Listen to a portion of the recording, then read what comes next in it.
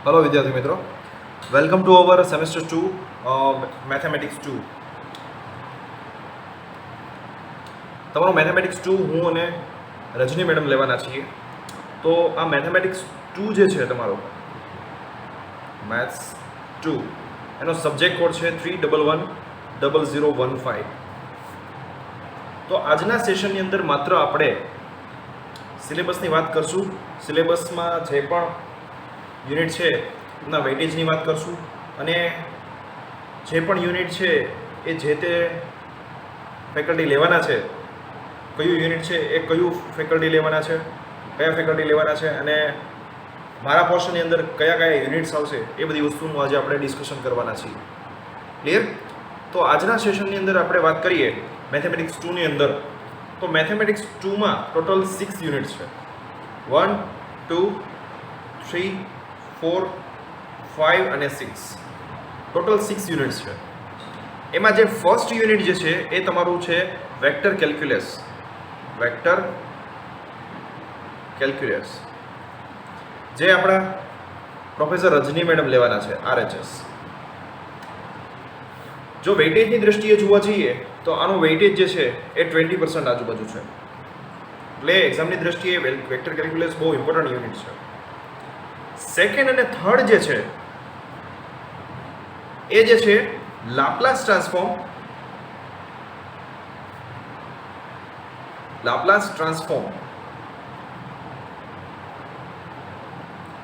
જે હું લેવાનો છું, માયસેલ્ફ મિતુલ, અને એમનું વેઇટેજ જે છે એ પહેલાં હું કહી દઉં, થર્ડ યુનિટ જે છે એ ફોરિયર ઇન્ટિગ્રલ છે। ફોરિયર સિરીઝ નહીં પણ ફોરિયર ઇન્ટિગ્રલ, જે રજની મેડમ લેવાના છે। આ બંનેનું વેઇટેજ કમ્બાઈન કરીને થાય છે 22% જેટલું વેઇટેજ થાય છે। મોસ્ટ ઓફ લાપ્લાસમાંથી વધારે પૂછાતું હોય છે, બટ ઘણીવાર એવું થાય છે એકાદા બે પેપરમાં ફોરિયર ઇન્ટિગ્રલ વિશે ઘણું બધું પૂછાઈ ગયું છે, એટલે આપણે એને અવગણવાનું નહીં ફોરિયર ઇન્ટિગ્રલને, પણ ખાસ આની ઉપર ફોકસ કરજો। ક્લિયર? ફોર્થ વન જે છે એ first order ordinary differential equation છે। First order ODE, that means ordinary differential equation, જે હું લેવાનો છું।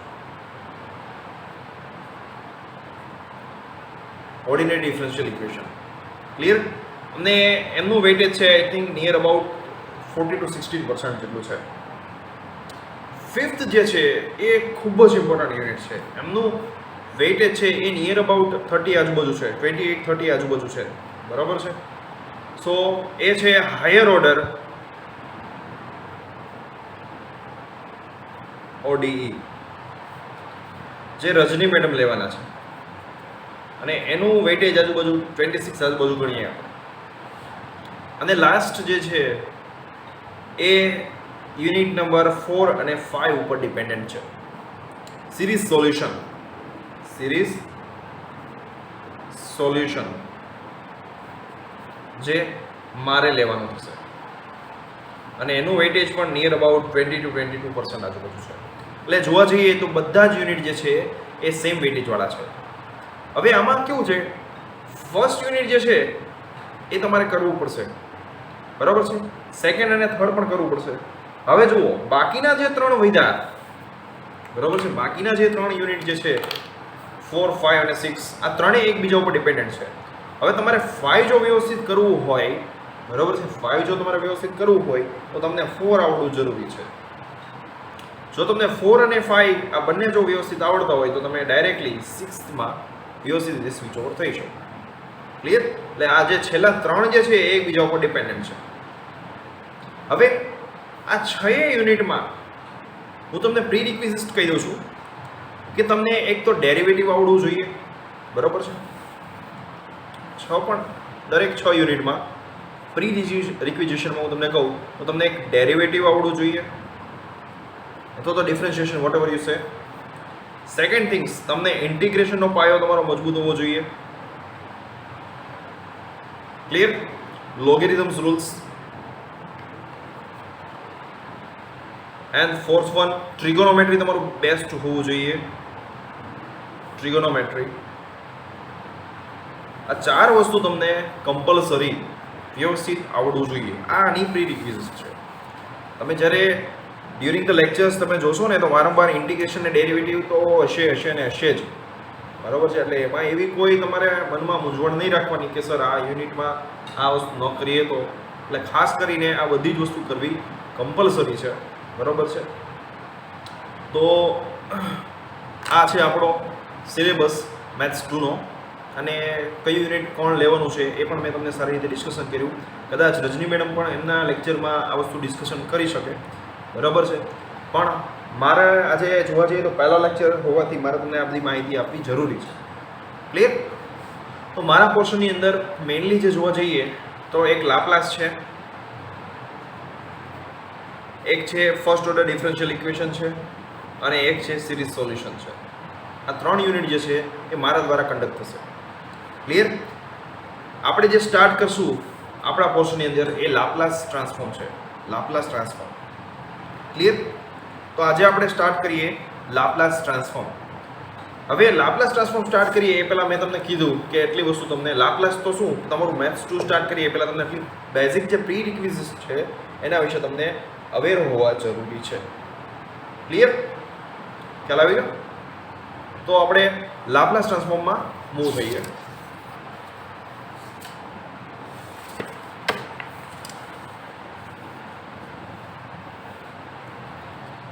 હવે લાપ્લાસ ટ્રાન્સફોર્મની વાત કરીએ. Vote exactly the meaning of Laplace transformation? Laplace transform, Laplace transform શું છે? આપણે એક ઉદાહરણ લઈને લાપ્લાસ ટ્રાન્સફોર્મેશન સમજીએ. હવે લાપ્લાસ ટ્રાન્સફોર્મ સમજીએ એ પહેલા ઉદાહરણ તરીકે મૂકું.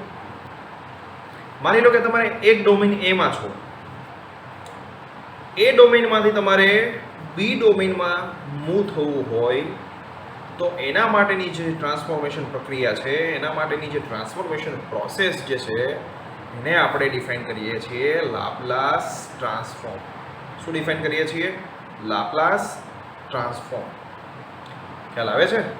ફોર એક્ઝામ્પલ, તમને બધાને ખ્યાલ છે ફ્લુઇડ મિકેનિક્સ છે, કોઈ ઇલેક્ટ્રોનિક્સ કમ્યુનિકેશન અથવા તો ઇલેક્ટ્રિકલ કરેલું હોય અથવા તો સર્કિટ નેટવર્ક્સની અંદર તમે કન્સેપ્ટ જોયા હશે અથવા તો તમે જોશો ન એવું હોય તો, બરાબર છે. તો એની અંદર પણ ઘણા બધા એવા સર્કિટ નેટવર્ક્સના પ્રોબ્લેમ હોય છે કે જેને તમારે એક ડોમેન ટુ તમારે બીજા ડોમેનમાં ટ્રાન્સફર કરવો હોય. For example time domain to frequency ડોમેનમાં, બરાબર છે, ક્યાં જવું હોય?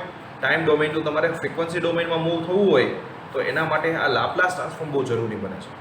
એટલે તમે ટાઈમ ડોમેનમાં ફ્રીક્વન્સી ડોમેનમાં તમે જઈ શકો, બટ લાપ્લાસ ટ્રાન્સફોર્મ એક એવું ટ્રાન્સફોર્મ છે કે તમે ઇઝીલી ફ્રીક્વન્સી ડોમેનમાં જઈ શકો. હું તમને એક સિમ્પલ ઉદાહરણ આપું કે અહીંયાથી મારે કોઈ બીજી કન્ટ્રીમાં જવું હોય. ફોર એક્ઝામ્પલ, મારે બીજી કન્ટ્રીમાં જવું હોય, બરાબર છે, અહીંથી મારે નેપાળ જવું હોય, ઇન્ડિયા ટુ નેપાળ મારે જવું હોય, ભાવનગરથી નેપાળ મારે જવું હોય, બરાબર છે, તો હું 2 રીતે જઈ શકું, ઘણી બધી રીતે જઈ શકું. માની લે કે મારી પાસે 2 એવી ચોઈસ છે. એક તો હું મારું પોતાનું વ્હીકલ લઈને જઈ શકું અથવા તો બાય ફ્લાઇટથી જઈ શકું. હવે મને ઇઝી કયું રહેશે? By flight, obviously. બસ આ લાપ્લાસ ટ્રાન્સફોર્મનું આ એ જ કામ છે, બરાબર. ઇઝીલી તમે એક ડોમેનમાંથી બીજા ડોમેનમાં સ્વિચ ઓવર થઈ શકશો. ખ્યાલ આવ્યો? So Laplace transform is very very important part for your other subject also. Clear?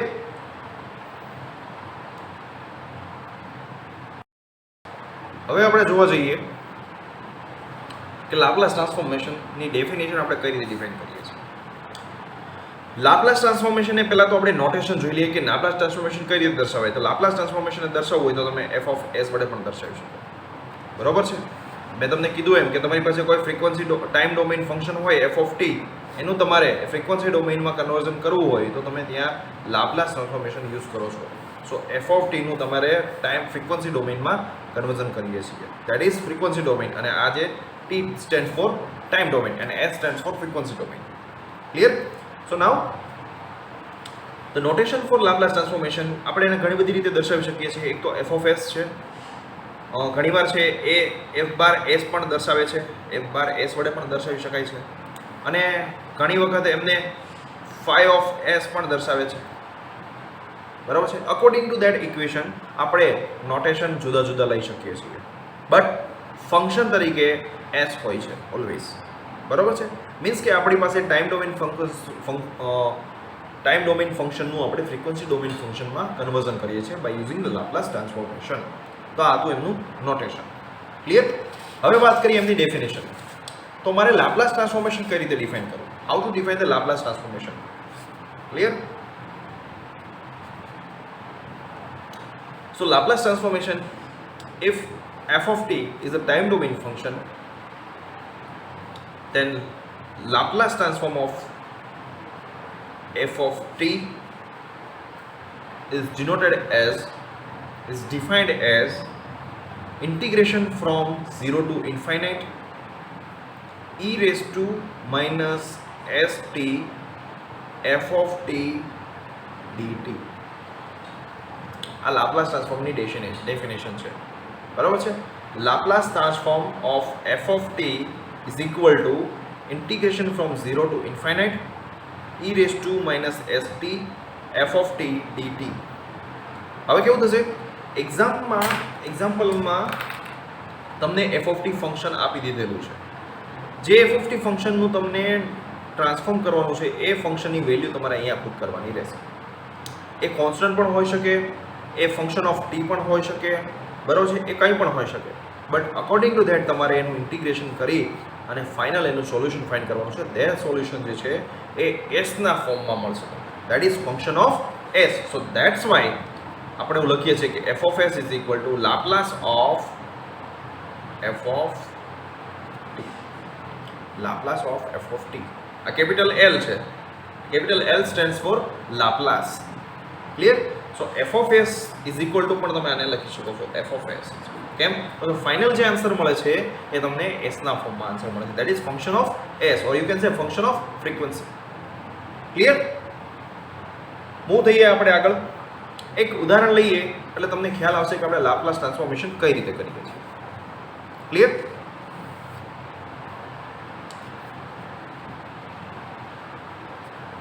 For example F of T મારી પાસે છે.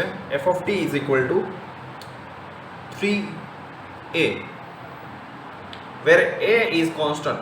Obviously 3 is also constant. Clear? હવે મેં તમને શું કીધું કે એફ ઓફ ટી છે એ કંઈ પણ હોઈ શકે, એ કોન્સ્ટન્ટ પણ હોઈ શકે, એ ફંક્શન ઓફ ટી પણ હોઈ શકે. ક્લિયર? નાવ મારી પાસે ફંક્શન આપેલું છે એફ ઓફ ટી. મારે આનું લાપ્લાસ ટ્રાન્સફોર્મ ફાઇન્ડ કરવાનું છે યુઝિંગ ડેફિનેશન. જો ઘણીવાર કેવું થશે કે આપણે જેમ જેમ આગળ આ એક્ઝામ્પલ સોલ્વ કરશું ને એટલે તમને લાપ્લાસ ટ્રાન્સફોર્મેશન ખ્યાલ આવી જશે કે કોઈ પણ ફંક્શનનું લાપ્લાસ ટ્રાન્સફોર્મ કઈ રીતે ફાઇન્ડ કરવું. બટ જ્યારે એવું કીધું હોય તમને કે યુઝિંગ ધ ડેફિનેશન, ત્યારે તમારે લાપ્લાસ ટ્રાન્સફોર્મની જે ડેફિનેશન છે, જે આપણે ડેફિનેશન જોઈ, બરાબર છે? લાપ્લાસ ટ્રાન્સફોર્મની જે આપણે ડેફિનેશન જોઈ, આ ડેફિનેશન એ તમારે ડેફિનેશનનો યુઝ કરીને એનું સોલ્યુશન ફાઇન્ડ કરવાનું રહેશે. તો આ જ એક્ઝામ્પલ જે આપણે લઈ લઈએ એ યુઝિંગ ડેફિનેશન લઈએ, બરાબર છે? તો શું થશે જોઈએ આપણે આગળ. ફર્સ્ટ ઓફ ઓલ તો આપણે Laplace of F of T ની ડેફિનેશન લખી દઈએ. 0 to infinite integration from 0 to infinite e raise to minus st f of t dt. Clear? હવે શું કરશું આપણે? f ઓફ t જે છે એની વેલ્યુ આપણને આપેલી છે 3a, બરાબર છે? તો અહીંયા મૂકીએ Laplace of 3a is equal to 0 to infinite e raise to minus st 3a dt. ખ્યાલ આવ્યો? હવે આનું થોડુંક સિમ્પ્લિફિકેશન કરી દઈએ આપણે ઇન્ટિગ્રેશન. હવે આપણે ઇન્ટિગ્રેશન ફાઇન્ડ કરી દઈએ. ક્લિયર? હવે આપણું કામ પૂરું થઈ ગયું. ડેફિનેશન લખી દીધી, વેલ્યુ પુટ કરી દીધી. સો નાવ હવે આપણે જે કરવાનું છે એ ઇન્ટિગ્રેશનનું સિમ્પ્લિફિકેશન છે. તો 3 અને a બંને કેવા છે? કોન્સ્ટન્ટ. તો આપણે ઇન્ટિગ્રેશનમાં એ કોઈ પાર્ટ લેશે નહીં. સો દેટ્સ વાય આપણે એને ઇન્ટિગ્રેશનની બહાર રાખી દઈએ. So 0 to infinite e raise to minus st dt. હવે આનું સોલ્યુશન લઈને એ પહેલાં એક વસ્તુ તમને કીધું, જે લોકો તમે જાણો જ છો તેમ છતાં તમારે કહી દેવી જરૂરી છે. e raise to minus infinite બરાબર 0 થાય અને e રેઝ ટુ ઇન્ફાઇનાઇટ બરાબર શું થાય? ઇન્ફાઇનાઇટ. ખ્યાલ આવ્યો? આવું મેં તમને જ્યારે મલ્ટિપલ ઇન્ટિગ્રલ ચાલતું હતું ત્યારે પણ તમે ક્લાસમાં ઘણીવાર કીધેલું છે, બરાબર છે? એટલે આ ખાસ ધ્યાન રાખજો, એટલે આ ભૂલાય નહીં. ખ્યાલ આવ્યો? સો હવે આનું ઇન્ટિગ્રેશન આપણે કરીએ આગળ તો શું થશે જોઈએ. 3a is your constant, so it will be as it is. Clear? હવે આનું ઇન્ટિગ્રેશન શું થશે? તો આનું ઇન્ટિગ્રેશન થશે e raise to minus st upon minus s. કેમ? તો કે આપણે ઇન્ટિગ્રેશન જે છે એ વિથ રિસ્પેક્ટ ટુ ટી છે. સો ટીનો કોફિશિયન્ટ શું છે -s, તો એને આપણે નીચે લઈ લઈશું અને લિમિટ આપણે એપ્લાય કરી દઈએ 0 ટુ ઇન્ફાઇનાઇટ. ક્લિયર? 1 બાય 1 આપણે લિમિટ એપ્લાય કરીએ તો 3a will be as it is. Infinite apply કરી દઈએ તો શું થશે? હવે s છે એ પણ તમારો કોન્સ્ટન્ટ છે તો એને આપણે બહાર રાખી દઈએ તો પણ ચાલશે, એટલે s. So -e raise to -st એવું થશે. So -e raise to infinite આવું કંઈક થશે. હવે minus minus plus e raise to 0. Obviously આનો આન્સર જે છે એ શું થઈ જશે? 0 થઈ જશે. આ જે છે એ તમારું 0 થઈ જશે, એટલે આ લખવાની જરૂર નથી અને આ થઈ જશે 1. ક્લિયર? સો શું થશે? આ છે 0 થઈ જશે એટલે કેન્સલ, અને આનો e raise to 0 that means 1. કોઈ પણનો પાવર 0 લ્યો તો તમે એનો આન્સર શું લ્યો છો? 1 લ્યો છો. સો શું થઈ જશે answer? 3a upon s into 1. So answer is 3a. Answer is 3a upon s. આ છે તમારો આન્સર. તમે જુઓ ફંક્શન તમે શું આપેલું હતું? કોન્સ્ટન્ટ આપેલું હતું 3a, અને એનું લાપ્લાસ જે મળે છે શું મળે છે? 3a upon s. So this is your final answer in form of s. સો આપણે એવું કહી શકીએ કે f of s is equal to 3a upon s. Clear? એટલે શું કહું છું તમને કે f of t જે છે એ તમને આપેલું હતું કોન્સ્ટન્ટ 3a, અને તમને ફાઇનલ એનું ટ્રાન્સફોર્મેશન કર્યા પછી લાપ્લાસ ટ્રાન્સફોર્મ મળે છે 3a upon s. So that is your function of s. એટલે આના ઉપરથી એવું સાબિત થાય છે કે કોઈ પણ તમે કોન્સ્ટન્ટનું લાપ્લાસ ટ્રાન્સફોર્મેશન ફાઇન્ડ કરો તો તમને કોન્સ્ટન્ટ અપોન s એવો આન્સર મળશે. હું તમને એક હોમવર્કમાં આજે આપણે એક ડેફિનેશન પૂરતું જ કરશું, બરાબર છે? આજે હું તમને એક હોમવર્કમાં એક એક્ઝામ્પલ આપું છું. f of t is equal to 3b square plus a square. આ એક એક્ઝામ્પલ છે, આ તમારે હોમવર્કમાં કરવાનું છે, બરાબર છે? બીજો એક એક્ઝામ્પલ લઈએ આપણે. f of t is equal to e raised to at. Exponential function લઈ લઈએ. By using the definition of Laplace transform આપણે આ ફંક્શનનું તમારે લાપ્લાસ ટ્રાન્સફોર્મ ફાઇન્ડ કરવાનું છે. ક્લિયર? તો ફર્સ્ટ ઓફ ઓલ પહેલું જ કામ આપણે કરશું, લાપ્લાસ ટ્રાન્સફોર્મેશનની ડેફિનેશન પુટ કરી દઈએ.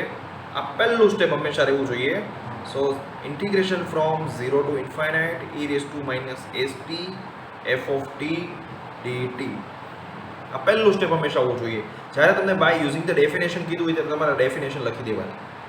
નાવ તમારી પાસે હવે f of t ફંક્શન આપેલું છે તો શું કરવાનું થશે? ફંક્શન પુટ કરી દેવાનું. Therefore Laplace transform of e raise to at is equal to integration from 0 to infinite e raise to -st f of t શું મળેલું છે તમને? e raise to at dt. Clear? હવે શું કરશું ચેન્જીસ અહીંયા આપણે? હવે તમે જોઈ શકો છો અહીંયા બંનેના બેઝ સેમ છે પણ પાવર અલગ છે. બંનેના બેઝ છે એ સેમ છે પણ પાવર છે એ અલગ છે. તો આપણે આવું કરી શકીએ, થોડું ગોઠવણી કરી દઈએ પદની. હવે આપણે માત્ર આનું સિમ્પ્લિફિકેશન લેવાનું છે ઇન્ટિગ્રેશનનું. તો શું થશે? 0 ટુ ઇન્ફાઇનાઇટ પહેલાં આપણે આનું સિમ્પ્લિફિકેશન લઈ લઈએ. e raise to -s - a t dt. જુઓ t અને માઇનસ બંનેમાંથી કોમન લીધા મેં. માઇનસ એપ્લાય કર્યું તો -st અને અહીંયા થઈ જશે +at. બરાબર છે? તો આમ લખી શકો.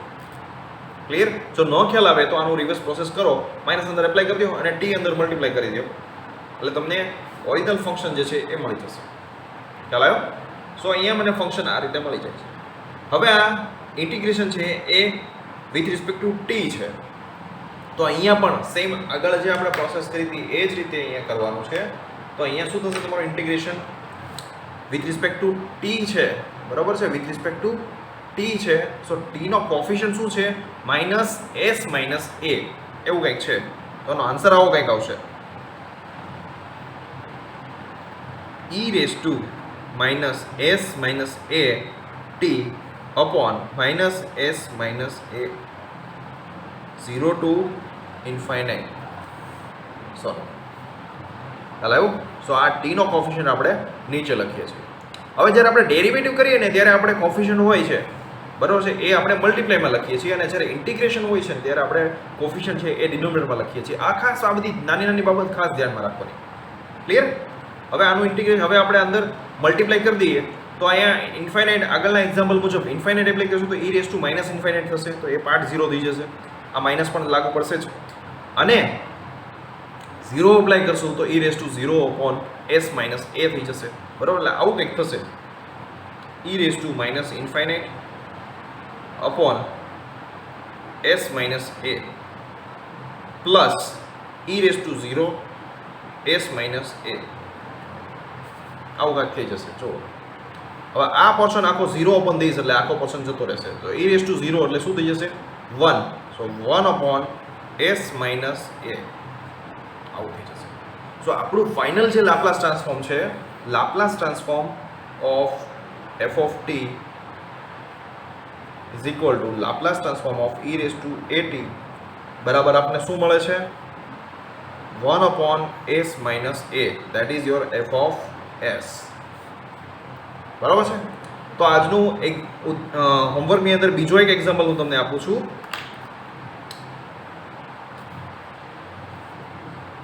f of t is equal to e raise to minus at. આ એક એક્ઝામ્પલ આપું છું. તો આન્સર શું આવે છે f ઓફ s નો એ મને તમારે કહેવાનું છે. ક્લિયર? તો અપ ટુ ધીસ આજે આપણે ઇન્ટ્રોડક્શનના પાર્ટ રૂપે આજે અહીંયા સુધી રાખીએ. નેક્સ્ટ ટાઈમ જ્યારે આપણે મળશું એટલે લાપ્લાસ ટ્રાન્સફોર્મેશન થોડુંક આપણે આગળ લઈ જશું. બરાબર છે? અને થોડુંક બેઝિક ફંડામેન્ટલ છે એ કવર કરી અને આપણું જે મેઇન મુદ્દા જે છે એ આપણે નેક્સ્ટ પાર્ટની અંદર કવર કરશું. તો આજે આપણે અહીંયા સુધી રાખીએ છીએ. બરાબર? મળીએ નેક્સ્ટ પાર્ટની અંદર. આજના સેશનની જે એટેન્ડન્સ છે, જે એસેસમેન્ટ શીટ જે છે એ તમને આજે મળી જશે. એટલે તમારે ખાસ કરીને આ બધી શીટ જે છે તમારી એટેન્ડન્સના પાર્ટ રૂપે તમારા એસેસમેન્ટ માટે ખાસ કરીને આ બધી ફિલઅપ કરવાની રહેશે. તમારે ઓલવેઝ જરૂરી છે. બરાબર છે? એટલે કોઈ એ વસ્તુ ચૂકતા નહીં. ઘણા વિદ્યાર્થીઓ પહેલાં અમે નોટિસ કરેલું છે કેવું કરે છે કે વિડીયો જોયા વગર એ લોકો ફોર્મ ફિલઅપ કરી દે છે. તો ખાસ કરીને મારે એ લોકોને એ કહેવાનું કે વિડીયો જોયા વગર તમે એ વસ્તુ ન કરો. પહેલાં વિડીયો જુઓ શાંતિથી, તમારી પાસે લોટ્સ ઓફ ટાઈમ છે, શાંતિથી વિડીયો જુઓ અને પછી જ તમે તમારું જે એસેસમેન્ટ ફોર્મ કે ક્વિઝ ફોર્મ છે એ અટેમ્પ્ટ કરો. ક્લિયર? મળીએ આપણે નેક્સ્ટ પાર્ટની અંદર.